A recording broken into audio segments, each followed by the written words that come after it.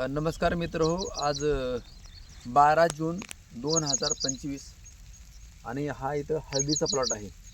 आपण भैयाचा परिचय घेऊ. भैया तुमचा परिचय द्या. सुनील नागनाथ सौराते. सौराते 17वा दिवस आहे हे प्रोडक्ट वापरून, लक्षात घ्या.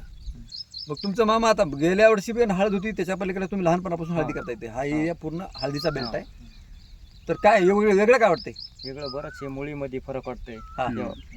पोंग्यामध्ये ह्या जाडी जाडी आहे पुन्हा. हा, मुळाची लांबी मुळाची लांबी भरपूर झाली आहे ना. हं. बर डेट टाईट म्हणजे कडक असल्याने. बर हा हा टाईट.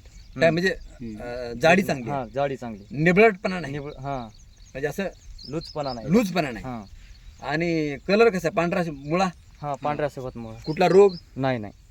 पांढऱ्या शुभ्र मुळे आता हा कुठलाही रोग वगैरे त्याला नाही. नाही. हा.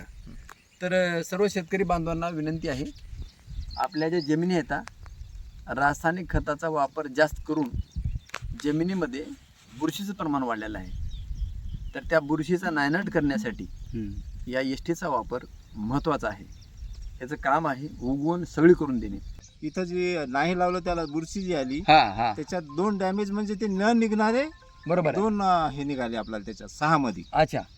तर या एसटी मुळे पांढऱ्या मुळ्याची लांबी, मोडाची जाडी हा हा आणि मोडाची उंची बरोबर आहे. सगळ्यातच फरक आहे. बरोबर आहे. आणि ज्या शेतकऱ्यांना नाही लावला हा त्याला आणखीन बी चान्स आहे की बा आता त्याला ड्रिचिंग करू शकता. बरोबर आहे. तुम्ही नाही याला लावलं म्हणजे आणखी त्यांचं काही गेलं नाही, बेने प्रक्रिया केली नाही म्हणजे आपला चान्स गेला गेला नाही. आणखीन बी आपण 8 दिवसात याला ड्रिचिंग एसटीची करू ड्रिचिंग किंवा शकतो. ड्रिप मधून आपण देऊ शकतो. ती एसटीची ड्रिचिंग जर केली हा तर तेच रिझल्ट त्यांना आणखीन लवकर मिळणार. पूर्ववत आणण्यासाठी काम करतं. बरोबर आहे.